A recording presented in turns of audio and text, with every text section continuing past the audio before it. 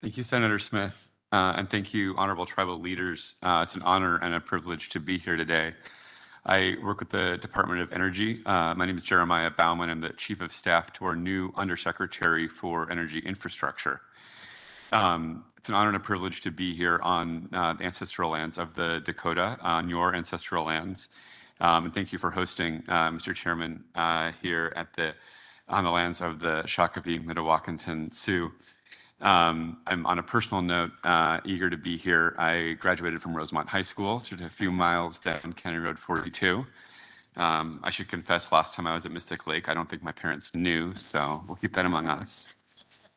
I thought my written testimony has been submitted, and there are sort of lists of different programs, both for which tribal nations and urban indigenous communities can get direct allocations of funding out of Department of Energy, as well as those where Congress set it up as a competitive program.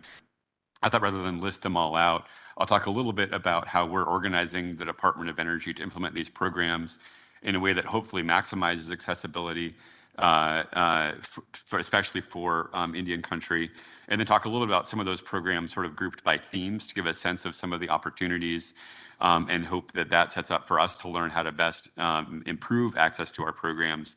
And then I do want to mention briefly some non-IIJA programs that might help as tribal communities look to navigate some of our programs, or that might also help maximize opportunities. So first, in terms of how the department is approaching the implementation of the Infrastructure Investment and Jobs Act, the department takes very seriously its trust responsibilities, and more than that, the president's directive to uplift and meaningfully engage all overlooked and marginalized communities, but particularly our indigenous neighbors and community partners for whom we know too long our programs have not been made accessible, but for whom for too long the energy systems of the past and our current energy economy have caused damage or harm or left disproportionate burden.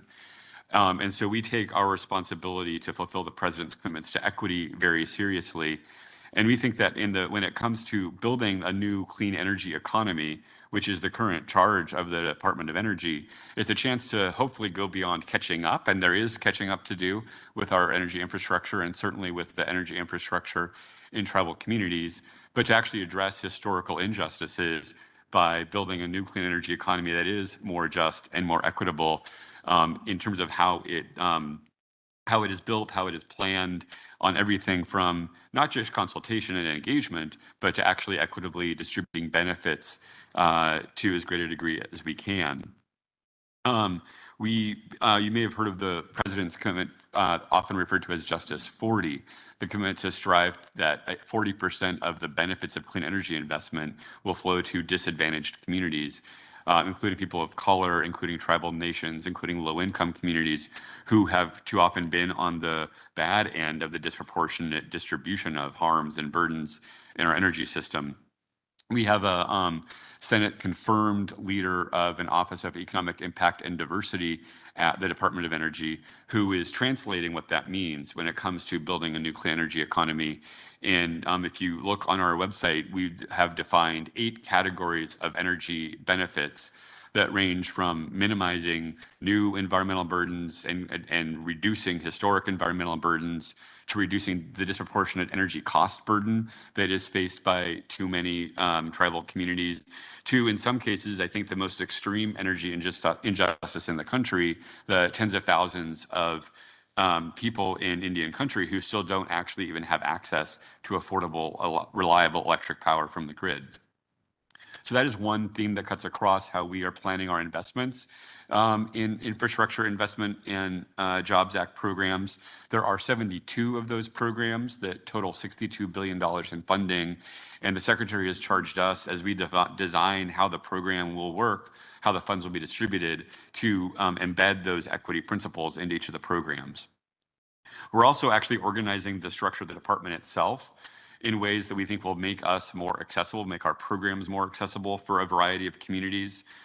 DOE is interesting as an agency in that for most of its history, about 80% of our resources have been research and development, developing new energy technologies in labs, trying to, the next generation of solar panels and wind technology that brings costs down and makes it more accessible. But we haven't actually specialized in how to more directly make those technologies more accessible with the predominance of our funds. Our energy efficiency and renewable energy teams have done a lot of work in that regard. But we see this as a huge opportunity because with the good work that Senator Smith and others did in putting together this law, 90% of the funds, more than 90%, are actually for both demonstrating technologies, so helping both investors and companies that are going to deploy these technologies, understanding new technologies, but demonstrating them in ways that help communities understand the technologies. What are the pros and cons of these technologies? What are the costs? What are the risks and benefits, to help figure out how they want to deploy the technologies, but also directly supporting communities in deploying those technologies. So the Secretary created a new Office of the Undersecretary for Infrastructure. And instead of being organized the way we energy nerds organize things by renewable energy and fossil energy and nuclear energy and electricity, it's organized by the strategy or the community that we are trying to serve with these demonstration and deployment projects.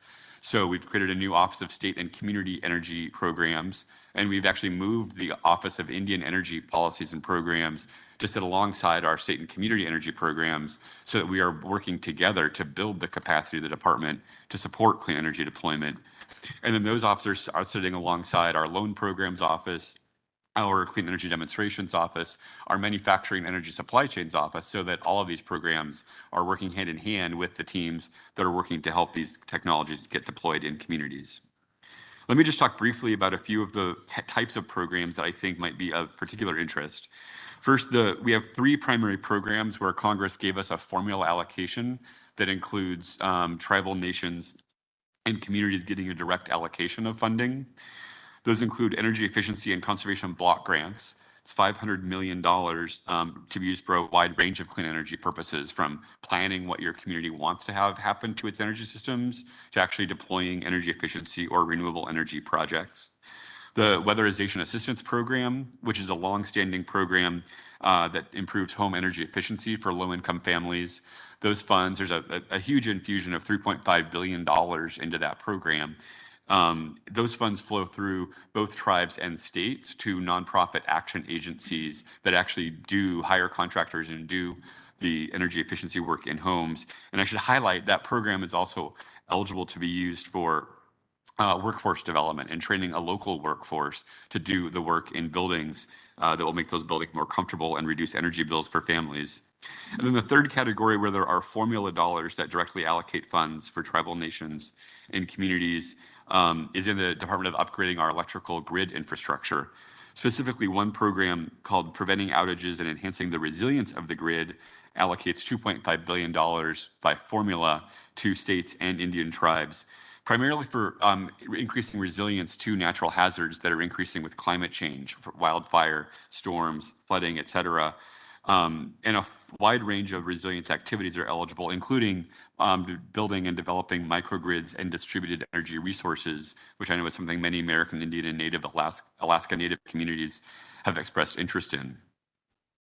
Let me mention, before I move on to some of the non-formula Mr. programs. Baumann, I'm so sorry. I know it's quite difficult because we don't have timers on the table, but if I could ask you to wrap up your verbal testimony, we'll have time to look at all of the written testimony so that we have time for questions. Thank Absolutely. you. Let me just quickly acknowledge one challenge, which is that some of the formula programs, unfortunately, the way the formulas work, do result in quite small allocations, specifically to tribal communities. And I think it was Chairwoman Shavers who mentioned the cost that can be imposed in terms of overhead and paperwork and financial reporting.